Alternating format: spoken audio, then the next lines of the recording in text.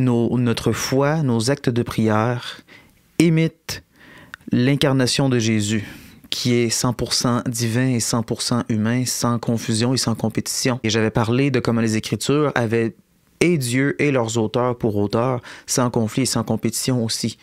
Parce que si Dieu est être, la source de l'existence, être près de lui, c'est tout simplement exister plus. Donc, notre individualité n'est pas supplantée, elle est augmentée. Et par notre individualité, je veux dire notre liberté, notre essence. Ce qui fait de nous vraiment qui nous sommes, c'est ce qui vient de Dieu, qui est la source de toute création, qui nous a donc créés et que c'est seulement auprès de lui qu'on est vraiment ce qu'on est. C'est en Dieu que se trouve vraiment notre identité, c'est ça que je veux dire. Et ça c'est vrai spirituellement. Nos âmes, c'est le cas pour nos âmes, mais c'est aussi le cas pour nos corps. Parce que c'est une doctrine qui se perd un peu ces temps-ci parce que c'est difficile à croire intellectuellement. C'est que Dieu va ressusciter également nos corps. Nous allons être corporels dans le paradis. Donc ce n'est pas que spirituel, nos corps ont de l'importance aussi. Là où vient la difficulté, c'est qu'il y a plusieurs passages dans la Bible qui affirment que la chair ne sert à rien. Et que la chair a souvent cette connotation-là de ce dont on voudrait se débarrasser, ce qui n'a pas sa place dans le royaume des cieux, ce qui n'a pas sa place auprès de Dieu, c'est la chair. Et puis, chair, entendu sous ce sens, signifie le corporel, le physique. Mais ce n'est pas ce que saint Paul dit par la chair. Quand il parle de la chair, il parle de la nature pécheresse. Il parle de un petit peu l'humain animal sans conception morale, on va dire, et sans raison et sans capacité de création. La chair, c'est ce qui est esclave au péché. La chair, c'est l'addiction, c'est la jalousie, c'est la méchanceté, c'est la haine, c'est la peur. La chair, c'est le péché. Et le péché, il faut bien déterminer c'est quoi aussi. Fait que ça, c'est un autre problème à résoudre. Mais je vais essayer de rester sur le sujet de l'union du corps. Parce que le péché a quand même un rapport là-dedans. Dans les épîtres, par exemple, de saint Paul ou de saint Pierre, on se fait beaucoup rappeler l'importance de fuir les convoitises de la chair. C'est un appel au détachement des richesses du monde, incluant les plaisirs et les conforts du monde. C'est parce que si on devient attaché à ces choses-là, nous devenons esclaves on va dire du confort, pour un manque de meilleurs mots. Mais en fait, le meilleur mot, c'est le péché. Mais dans un mot, on va dire un peu plus séculier, on peut dire plus on est attaché aux richesses, aux plaisirs, aux douceurs, au confort de ce monde, d'un monde qui passe, qu'il va falloir qu'on laisse tomber un jour en mourant. Et plus on est attaché à ce monde, à cette vie finalement, moins on est vivant, moins on est libre de vivre et de donner nos vies. Autrement dit, de faire comme Dieu, tel que démontré par la vie et la mort de Jésus, de faire comme Dieu lui-même, qui en s'incarnant est venu mourir, est venu souffrir et mourir sur la croix. Donc ça révèle l'action de Dieu, comment Dieu est, comment il agit, c'est la nature même de sa vie, c'est cet abaissement-là, ce sacrifice-là. Et autrement dit, l'appel de se détacher des convoitises de la chair, c'est justement l'appel à être comme Dieu, parce que c'est lui être. Plus on est comme ça, plus on est tout court. Un peu comme quand le Seigneur est dit dans une de ses paraboles qu'un germe ne peut pas produire du fruit s'il ne meurt pas. Ainsi, celui qui est capable de laisser sa vie, de se détacher de sa vie, c'est lui qui va vraiment fleurir, c'est lui qui va vraiment vivre. Donc la chair est ce qui nous éloigne de comment Dieu est. C'est ce qui nous éloigne de Dieu. C'est ce qui en nous ne vient pas de lui, mais vient d'un esclavage à cette vie-ci. Vient d'une tentative de trouver le salut dans les choses du monde qui périssent, au lieu de dans l'éternité. Donc, c'est de ça que saint Paul et saint Pierre et d'autres parlent quand ils parlent de la chair. Typiquement, ce mot-là renvoie à cette nature pécheresse-là. Par contre, dans d'autres passages, il va dire, par exemple, le corps est pour le Seigneur et le Seigneur est pour le corps. Et il n'emploie pas le mot chair, il emploie le mot corps. Faudrait voir c'est quoi le mot original en grec. Je suis justement en train de regarder les mots employés dans l'ancien grec du Nouveau Testament pendant que je fais le montage. Alors, j'ai vérifié et effectivement, dans Romains chapitre 7, verset 25, « Je suis par la chair esclave du péché ». Le mot chair en grec, c'est le mot sarx. Ben, le mot dont la racine est sarx, qui est la chair. Et à contre-exemple, dans 1 Corinthiens, chapitre 6, verset 13, le corps est pour le Seigneur et le Seigneur est pour le corps. Mais le mot corps, ce n'est pas sarx, chair, c'est soma, qui est le corps. Donc, il y a bien une distinction. L'Épître aux Romains est parfois perçu comme étant anticorporel, antiphysique. Le corps, c'est mauvais, l'esprit, c'est bon. Mais non, c'est pas ce qui est employé par la chair, ce n'est pas le corps. Le mot chair, c'est notre mortalité, c'est la nature pécheresse. Donc, il y a une distinction à faire. Donc, c'est pour ça que je dis le christianisme, le catholicisme, ce n'est pas anticorps, ce n'est pas dichotomique comme ça. Nous sommes corps et âme, et le corps et l'âme, c'est bon. Le physique n'est pas négatif. Voilà, c'est à peu près tout. Donc, le corps n'est pas à fuir. Nous ne sommes pas des platoniciens stricts, nous ne sommes pas des gnostiques. Et ça, c'est toutes sortes d'hérésies qui ont été condamnées dans les tout premiers conciles. Là. Même si le monde est très, très, très corrompu et très certainement gouverné par le malin, ça c'est tout à fait vrai, ça ne veut pas dire que le domaine physique est lui-même quelque chose qui ne fait pas partie de ce que Dieu voulait. Dieu, sa création, elle est bonne. Il faut lire le livre de la Genèse. Ceci est bon. La création est bonne. Le domaine du physique est bon. Dieu va ressusciter nos corps. Alors, le physique, le corporel, le temps et l'espace, c'est précieux pour Dieu aussi. D'où l'importance de peupler également le domaine physique de la présence de Dieu. Et c'est là qu'on approche un petit peu le concept d'union du physique et du spirituel. Autrement dit, le royaume de Dieu, qui est d'abord spirituel, se manifeste aussi physiquement, tel que le fait Jésus, finalement, par son incarnation. À ça, j'aimerais ajouter que le langage matrimonial revient très souvent dans la Bible, en général. Il y a une question que Dieu épouse l'humanité et que Jésus est la manifestation de ces épousailles-là, de ce mariage-là entre la divinité et l'humanité. Pour moi, c'est... Là, j'ai plus parlé de l'aspect, mettons, physique et spirituel, le mariage entre le physique et spirituel, mais je voudrais pas avoir une approche là, comme purement philosophique là-dessus, parce que, comme j'ai déjà répété par le passé, l'important, c'est notre relation avec Dieu, notre proximité avec lui. Et là aussi, le langage matrimonial a une place prépondérante, par exemple pour l'Église primitive, pour le pape. Le pape, justement, j'ai quelque chose ici que le pape a dit en 2019, pendant qu'il priait l'Angélus. Jésus a épousé l'humanité. Avant la prière de l'Angélus récitée place Saint-Pierre, dimanche le 20 janvier 2019, le pape François est revenu sur les premiers des signes opérés par Jésus au cours de son existence. La nouvelle alliance est scellée. Le premier de ces signes prodigieux a lieu dans le village de Cana en Galilée, lors de la fête d'un mariage, car Dieu a épousé l'humanité, constate d'emblée le pape François. Tout le mystère du signe de Cana est fondé sur la présence de cet époux divin qui commence à se révéler. Relève le pape en poursuivant. Jésus se manifeste en tant qu'époux du peuple de Dieu annoncé par les prophètes et nous révèle la profondeur de la relation qui nous unit à lui. C'est une nouvelle alliance d'amour. Et ça, c'est super beau. Parce qu'un des terrains que je veux éviter en parlant de se renier soi-même, puis l'importance de se renier soi-même, puis d'avoir de la discipline, tout ça, je veux pas avoir l'air légaliste. OK? Parce que le légalisme est quelque chose qui est condamné sans aucune équivoque. Par exemple, dans l'Épître aux Romains, là. Nous ne sommes plus sous la loi, mais sous la grâce. Et ça touche un petit peu ce qu'on parle ici, là, que c'est pas une relation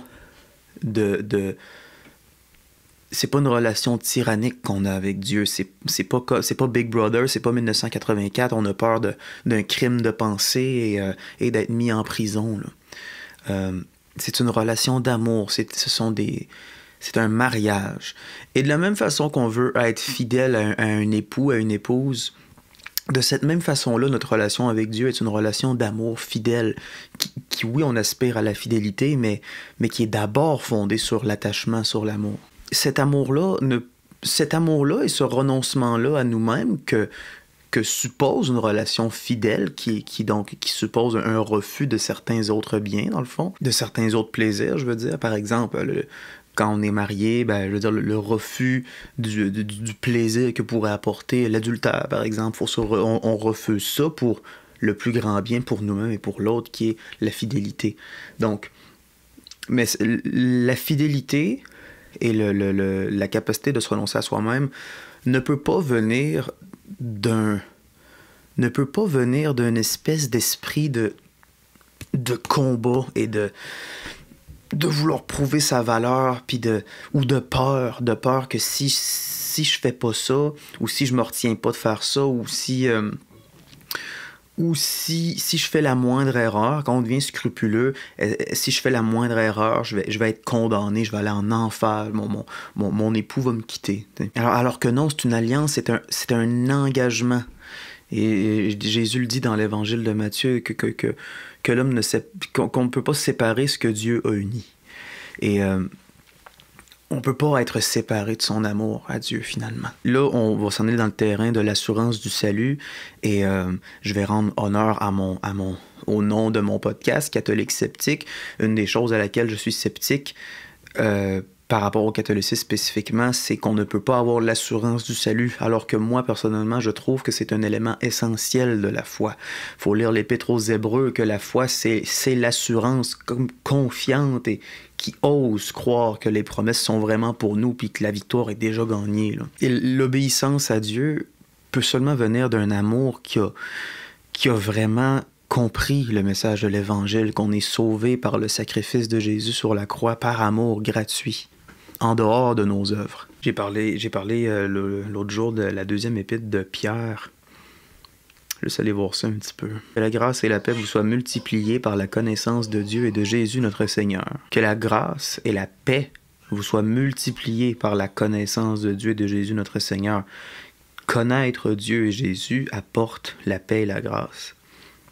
Comme sa divine puissance nous a donné tout ce qui contribue à la vie et à la piété, au moyen de la connaissance de celui qui nous a appelés par sa propre gloire et par sa vertu, lesquels nous assurent de sa part les plus grandes et les plus précieuses promesses, afin que par elles vous deveniez participants de la nature divine, en fuyant la corruption qui existe dans le monde par la convoitise. À cause de cela même, vous faites tous vos efforts pour joindre à votre foi la vertu, à la vertu la science, à la science la tempérance, à la tempérance la patience, à la patience la piété, l'attachement, à la piété l'amour fraternel, à l'amour fraternel la charité. Qu'est-ce que c'est beau! Sa divine puissance nous a donné tout ce qui contribue à la vie et à la piété. Encore une fois, la piété, ça veut dire l'attachement tendre, hein? Au moyen de la connaissance de celui qui nous a appelés par sa propre gloire et par sa vertu.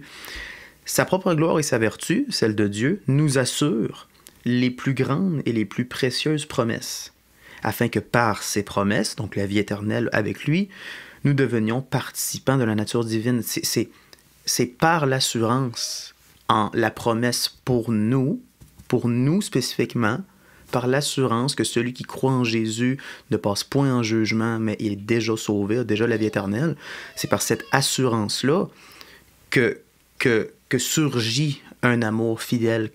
C'est pour ça que je voulais dire aussi l'autre jour que c'est par amour pour Dieu, par attachement à lui, qu'on en vient à vaincre un péché particulier, par exemple. Je parle en tant que quelqu'un qui a vécu beaucoup avec l'addiction, comme ça, puis que je suis loin d'avoir terminé ce combat-là. Le point de vue scrupuleux de pas être sûr, est-ce que je suis sauvé, est-ce que je suis pas sauvé, peut-être, le Seigneur y travaille, toutes ces choses-là, ça ne fait que perpétuer un cycle d'anxiété que l'addiction vient automédicamenter dans un sens. Mais ça, ce n'est que mon expérience et ce n'est pas le vécu de tous. Et il y a très certainement d'autres personnes qui l'ont vécu différemment aussi, parce qu'évidemment que la non-assurance du salut donne une certaine hâte de rompre avec le péché. Mais pour moi, le fond de tout ça, c'est la crainte de ne pas être sauvé, alors qu'une relation de mariage n'est pas basée sur la crainte, mais sur l'amour. Et notre amour envers Dieu vient du fait qu'on a été sauvé par lui, vient de cette assurance-là. Et quand on est en train de se dire, ça peut-tu être bon à ce point-là? C'est là qu'on est dans l'Évangile, c'est là qu'on est en train d'y toucher. C'est l'Esprit Saint, ça produit en nous la paix, ça produit en nous la joie et l'espoir. Et ça vient calmer tous les nuages et toutes les charges supplémentaires qui pèsent autour de nous et que le monde nous donne aussi. Parce que ces nuages-là viennent de l'accusateur de nos frères et sœurs. Point de condamnation pour ceux qui sont en Jésus. OK, Parce que où est-ce que je voulais en venir avec tout ça? C'était pas nécessairement sur la deuxième épître de Pierre, mais c'est sur le livre d'Osée. Parce que je vous relis un petit peu ce que le pape François avait dit, là. Jésus se manifeste en tant qu'époux du peuple de Dieu annoncé par les prophètes et nous révèle la profondeur de la relation qui nous unit à lui. C'est une nouvelle alliance d'amour. OK. Fait que moi, ça m'a tout de suite fait penser au livre d'Osée, qui est un de mes livres préférés de la Bible. Ça se passe dans l'Ancien Testament. C'est un livre de l'Ancien Testament qui, pour moi, je trouve qui est un des plus beaux. En tout cas, c'est un de ceux qui me parle le plus et qui est qui est les plus christique aussi. On voit la patte, l'empreinte de la parole de Dieu qui est Jésus lui-même. La première fois que l'Éternel adressa la parole à Osée, l'Éternel dit à Osée, « Va, prends une femme prostituée et des enfants de prostitution, car le pays se prostitue. Il abandonne l'Éternel. » OK, Osée, c'est un prophète qui a pris une femme pour épouse et que cette femme-là lui a été infidèle. Et lui s'en lamente beaucoup dans son livre. Mais dans le fond, Dieu s'est servi d'Osée pour décrire sa propre relation avec nous. Parce que Dieu nous épouse, Dieu veut une alliance avec nous. Et nous sommes infidèles à cette alliance. Aussi, il faut se mettre dans le contexte. Là, on parle de l'époque de l'Ancien Testament. Ça fait des milliers d'années. Et on parle d'infidélité beaucoup, mettons, religieuse. On parle beaucoup de l'idolâtrie. De se fabriquer des idoles et de les adorer. Imaginez-vous, là, à cette époque-là, il n'y a pas de science comme on l'entend aujourd'hui, de psychologie comme on l'entend aujourd'hui. Et la religion est omniprésente et chaque bien terrestre a un Dieu qui lui est associé. L'agriculture, le plaisir, la guerre, la richesse, l'abondance en toutes sortes. Là. Chaque bien terrestre a un Dieu qui lui est associé dans une culture ou dans une autre. Là. Donc l'infidélité à Dieu, c'est d'adorer ces autres divinités-là, qui représentent toute une richesse terrestre, au lieu d'adorer celui qui est à l'origine de tous ces biens-là, qui est le créateur du monde, là, qui est être. Et encore une fois, quand je dis que Dieu est être, je suis pas en train de dire qu'il est seulement être, qu'il est être en général. Genre, c'est une métaphore pour la vie, c'est pas ça. C'est la source de toute existence. Dieu existe en tant que l'existence même. Ça, c'est de la thomistique, je pense qu'on appelle. C'est de la philosophie thomistique. Ça, évidemment, je recommande d'aller là-dedans, même si c'est un peu dur à comprendre. Moi, ma compréhension de la logique de saint Thomas d'Aquin vient de vulgarisateur de saint Thomas d'Aquin. OK, fait que vraiment, là. Donc, la première fois que l'Éternel adresse la parole à Osée, il lui dit « Va, prends une femme prostituée et des enfants de prostitution. » OK. Ça, c'est ce que Dieu fait avec nous.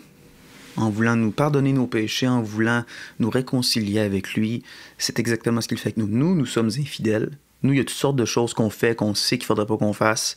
Nous, il y a toutes sortes de façons. Nous sommes idolâtres aussi. Et nous sommes adultères aussi. Et nous sommes meurtriers dans notre cœur aussi. Bon, tout ça. Nous faisons des choses qui n'ont pas sa place en Dieu. Nous sommes infidèles à lui, comme une épouse qui s'est prostituée. Et Dieu fait ça avec nous. Bon, donc la femme qu'Osée prend, conçoit des enfants qui ont tous des noms là, qui veulent dire, en gros, vous êtes dans le pétrin. Donne-lui le nom de Lo-Rukhama, car je n'aurai plus pitié de la maison d'Israël, je ne lui pardonnerai plus. Il y a vraiment cet aspect-là, une séparation là, avec lui. Mais j'aurai pitié de la maison de Juda. Juda, en tout cas, je ne sais pas si ça se dit comment en hébreu, mais Juda, ça veut dire la praise en anglais, c'est la louange, voilà, c'est la louange. C'est ça que ça veut dire, la maison de Juda, c'est une tribu d'Israël, évidemment, donc c'est toute une région d'Israël, et c'est C'est elle qui est associée, genre le lion de Juda, tout ça, le sceptre, l'autorité vient de là. Et c'est beau parce que c'est Juda, ça veut dire la louange. Donc c'est d'un... J'aurai pitié de la maison de Juda. T'sais, il dit, je ne lui pardonnerai plus à Israël, mais j'aurai pitié de la maison de Juda. C'est de la louange, c'est là qu'on est vraiment avec lui. Par la louange. Parce qu'il provoque en nous la louange. Fait que c'est vraiment la profonde et intime conviction de l'amour réel, total et complet de Dieu pour nous. C'est ça qui donne envie de louange. Là. Plaidez contre votre mère, car elle n'est point ma femme. Bon, et je ne suis point son mari. Quel autre de sa face ses prostitutions et de son sein ses adultères. Donc, après ça, il dit, sinon je la dépouille à nu, je la mets comme au jour de sa naissance, je la rends semblable à un désert, à une terre aride, et je la fais mourir de soif. Alors, qu'est-ce que c'est intéressant? Bon, plaider contre votre mère, car elle n'est point ma femme, du point son mari, encore une fois, nous sommes des épouses infidèles. Quel autre de sa face ses prostitutions et de son sein ses adultères? Ôter de nous ce qu'il y a de mauvais, se repentir de nos péchés, c'est ça. Là. Et qu'est-ce qui se passe quand on fait ça? C'est qu'on se renie nous-mêmes. On se renie ce qui nous faisait plaisir et ce qui a pris la place de Dieu, finalement. On se renie ça à nous-mêmes. Et ça, c'est une mise à nu. Hein, sinon, je la dépouille à nu. Je la mets comme au jour de sa naissance. Je la rends semblable à un désert, à une terre aride. Je la fais mourir de soif. C'est...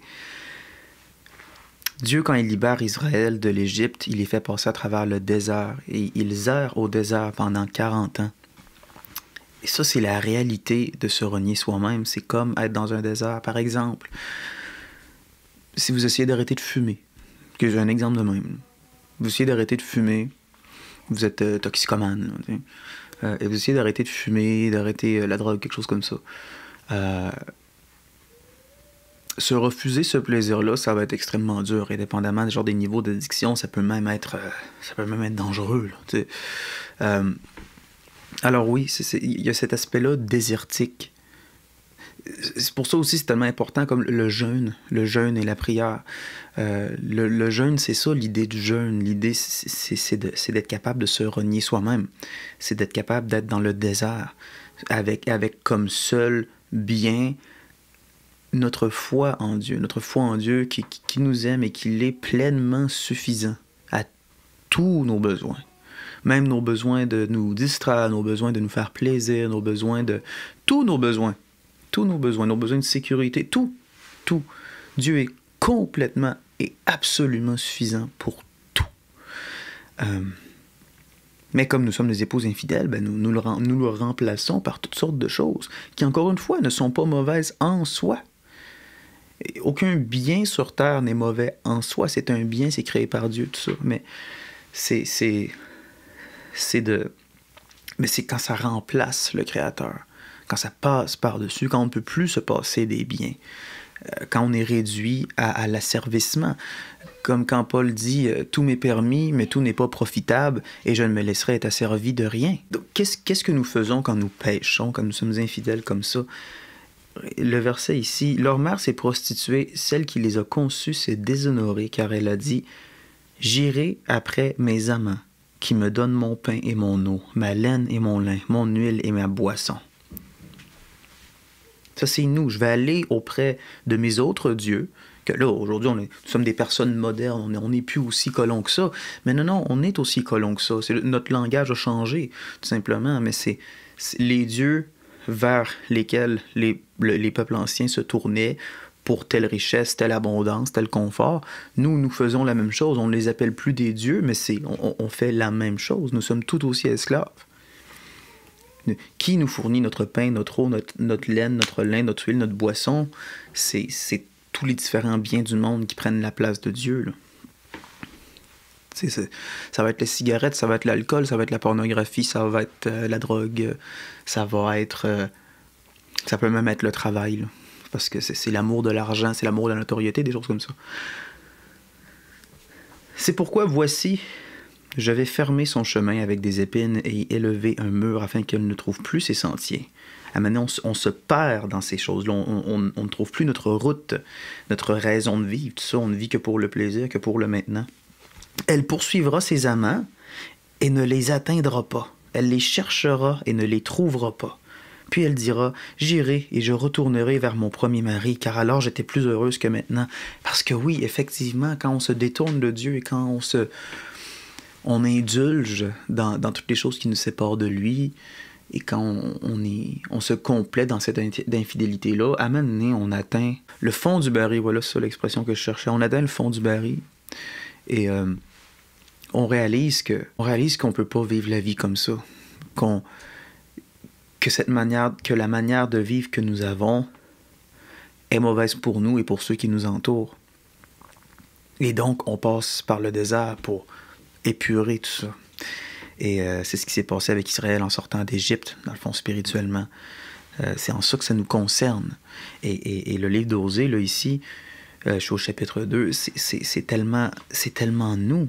Nous poursuivons des amants de toutes sortes de façons, et à un moment donné, ils nous satisfont plus. On réalise que c'était que pour du plaisir éphémère, c'était que pour des choses qui n'ont pas vraiment d'importance, et donc on a passé tout notre temps, toute notre énergie à vivre pour ça, et finalement, cette vie-là ne nourrit pas. Cette vie-là ne nourrit pas, elle va juste finir un jour, puis il va s'être rien passé, puis ça va juste... On va avoir empiré notre vie et celle des autres, vraiment. Et on peut vivre l'enfer dès cette vie-là. Elle n'a pas reconnu que c'était moi qui lui donnais le blé, le mou et l'huile, et l'on a consacré au service de Baal l'argent et l'or que je lui prodiguais. C'est pourquoi je reprendrai mon blé en son temps et mon mou dans sa saison, et j'enlèverai ma laine et mon lin qui devraient couvrir sa nudité. Je ferai cesser toute sa joie, ses fêtes, ses nouvelles lunes, ses sabbats et toutes ses solennités. Je ravagerai ses vignes et ses figuiers dont elle disait « C'est le salaire que m'ont donné mes amants. » Et là, tout ça, ça sonne très très méchant, tout ça, mais Dieu veut nous libérer en faisant ces choses-là. C'est ça qu'il faut comprendre, c'est que Dieu fait ça par amour pour nous. Il nous amène au désert par amour pour nous, parce qu'il veut s'unir à nous. Encore une fois, Osée, chapitre 2, verset 14. « C'est pourquoi voici, je veux l'attirer et la conduire au désert, et je parlerai à son cœur. Là, je lui donnerai ses vignes et la vallée d'Accord comme une porte d'espérance, et là, elle chantera comme au temps de sa jeunesse, et comme au jour où elle remonta du pays d'Égypte. » Parce que l'épouse, là, en question, c'est Israël que Dieu a libéré d'Égypte. Et c'est nous. Et c'est nous, cette épouse-là. Jésus est venu épouser l'humanité. En ce jour-là, dit l'Éternel, tu m'appelleras mon mari, et tu ne m'appelleras plus mon maître. Oh, et ça, c'est ça que j'aime le plus. Osée, chapitre 2, verset 16. En ce jour-là, dit l'Éternel, tu m'appelleras mon mari, et non plus mon maître. OK, nous sommes infidèles, parfois à cause que nous appelons Dieu notre maître et pas notre mari. On n'est pas en amour avec lui. On sait que c'est lui le plus fort, c'est lui le meilleur. Et on vit dans la peur, finalement. On vit dans la peur de la désobéissance. On n'obéit pas par amour pour lui, on obéit parce qu'on veut être avec le boss des bécosses. On peut savoir que Dieu est suprême, tout ça, et on veut arriver avec une liste de tout ce qu'on a fait et de tout ce qu'on n'a pas fait, et dire, regarde Seigneur, j'ai rapport dans ta gang, là. J'ai rapport. Mais Dieu est notre mari. Dieu est notre mari. Dieu est notre époux. C'est une relation d'amour. Et encore là, tout ce qu'il disait, je pardonnerai plus à Israël, toutes ces affaires-là, c'est tout du langage très fort qui met en emphase la justice suprême de Dieu, chez qui l'iniquité a aucunement sa place. Mais en même temps, il est là, puis il dit, je veux te conduire au désert. Je veux que tu m'appelles mon mari et pas mon maître, alors qu'elle a été infidèle. L'épouse, elle a été infidèle, là, tu sais, dégueulasse dans le fond, là, tu sais, dégueulasse. Mais je veux pas que tu m'obéisses par soumission à un maître comme un maître terrestre. Je veux que tu m'appelles mon mari. Je veux qu'on s'aime. Dans l'épisode précédent et dans celui-ci, je parle beaucoup de l'importance de se renier soi-même. Et c'est pour ça que je dis, se renier soi-même, ça n'a pas besoin d'être une sorte de On n'a pas besoin d'être en guerre contre nous-mêmes. Faudrait que je mesure un peu plus ce que je dis là, parce que d'une certaine manière, il faut qu'on résiste au péché, tout ça, et ça c'est une sorte de... C'est un combat spirituel, mais nos ennemis sont des ennemis spirituels, les démons, tout ça, qui nous tentent, qui nous séduisent. Certainement, oui, qu'il faut avoir une certaine attitude de combat, mais d'abord, avant de passer par cette sorte de mentalité guerrière-là, parce que ça a sa place, là, avant ça, il faut commencer d'un point de vue d'amour pour Dieu. Parce que Dieu se charge lui-même de nous montrer que nos façons de vivre ne fonctionnent pas. La repentance, reconnaître les péchés dans nos vies, la repentance, l'amour de Dieu, ce sont des cadeaux de Dieu lui-même. La foi, ce n'est pas quelque chose qui vient de nous, c'est quelque chose qui vient de Dieu. C'est un cadeau de Dieu. Et on peut lui demander cette grâce-là. On peut lui demander, en toute vérité, on peut lui demander. Et Dieu nous écoute et Dieu nous donne selon ce que nous avons besoin. Ça, c'est vrai pour tout le monde. Je me vois tellement dans l'histoire de l'épouse infidèle du livre d'Osée. Lisez le livre, il est magnifique. Parce qu'il y a deux niveaux, hein. Il y a deux niveaux d'appel à la repentance. Il y a la repentance de quand on ne connaît pas Dieu et quand on veut rien savoir de lui, mettons, on va dire d'un ancien sataniste athée. Mais il y a aussi il y a de rompre avec une vie sans Dieu. Ça, c'est bien. Fait que là, on commence à embarquer dans la vertu, tout ça. Et c'est normal quand on vient de se convertir, d'être un peu zélé puis légaliste et tout ça, parce qu'on est tellement condamné par notre propre conscience. On voit tellement ce qu'il faudrait faire ou ne pas faire. On le voit tellement qu'on veut surcorriger, tu sais. Puis c'est normal, c'est correct cet instinct-là, puis c'est sain, là, ça a sa place. Mais à un moment donné, du moins ça a été le cas pour moi, à un moment donné, on tombe dans le légalisme et dans la scrupulosité. Si j'ai rempli ces règles-là, si ma vie est exemplaire à tout point, tout ça...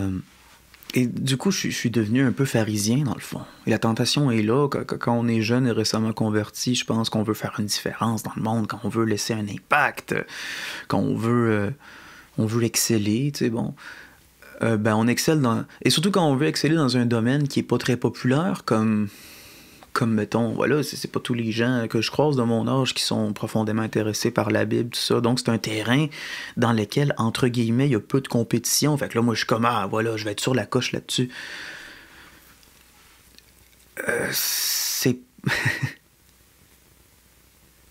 Ça ne vient pas d'un cœur qui est plein de l'amour de Dieu, ça vient d'un cœur qui est plein d'amour pour moi-même et qui est plein de convoitise, finalement. Je remplissais une liste de regarde comment je suis sur la coche, par esprit comme de je suis meilleur que les autres, dans le fond. C'est terrible, mais ça a de l'air stupide dit comme ça. Évidemment que ça a de l'air immoral dit comme ça, mais c'est subtil comment ça se fait dans une vie, ça. C'est subtil comment on devient comme ça. Et on s'en rend pas tout à fait compte. On prend ça pour de la piété, mais en fait, ce n'est que de la convoitise, ce n'est que pour satisfaire la chair. Et finalement, l'obéissance à Dieu ne vient que d'un réel amour pour lui. Et l'amour pour Dieu ne vient que par l'assurance que nous avons dans ses promesses. Que vraiment, quand Jésus dit que celui qui m'écoute et qui croit en celui qui m'a envoyé ne passe point en jugement, mais a la vie éternelle. Celui qui croit en moi a la vie éternelle. Celui qui croit en moi, même s'il meurt, ne meurt pas. La première... la première lettre de Jean. Chapitre 3, je pense. Ok, oui. Verset 19. Par là, nous connaîtrons que nous sommes de la vérité et nous rassurerons nos cœurs devant lui, devant Dieu. Car si notre cœur nous condamne, Dieu est plus grand que notre cœur et il connaît toutes choses. Notre cœur nous condamne et l'accusateur nous condamne, mais il n'y a pas de condamnation dans ceux qui sont en Jésus. Il n'y en a pas. Il n'y en a pas. C'est de cette foi-là qui fait l'effet de « Ah, ça peut-tu être si beau, puis si bon que ça, puis si miséricordieux que ça, même pour moi, là? Ah, ça peut-tu être si bon que ça? » C'est là qu'on est dessus.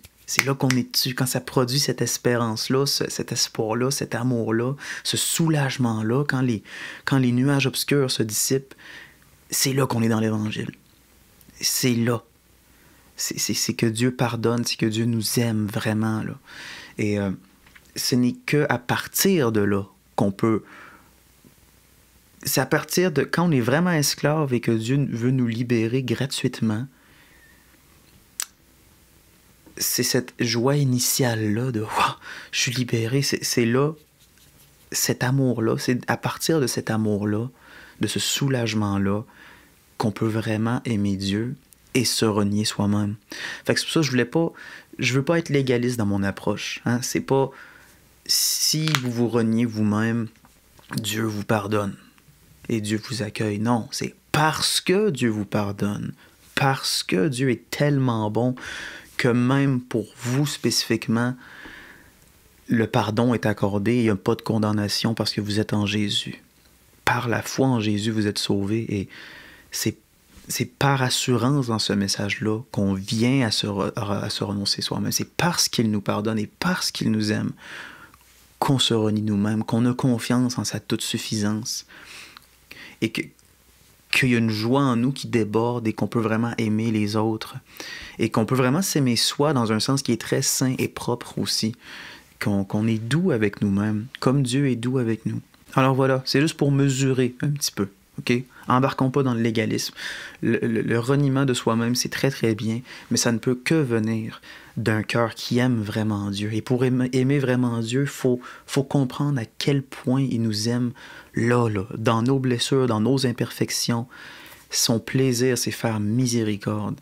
Et pour moi, la confiance que la promesse est vraiment pour nous, peu importe ce qu'on a fait, cette assurance-là, qu'après cette vie, nous allons dans le paradis avec lui, cette assurance-là que la foi nous donne, c'est de là qu'émerge vraiment l'amour pour Dieu et pour tous. Sur ce, je vous souhaite absolument d'avoir cette paix-là parce qu'elle est accessible pour vous dès aujourd'hui, dès maintenant.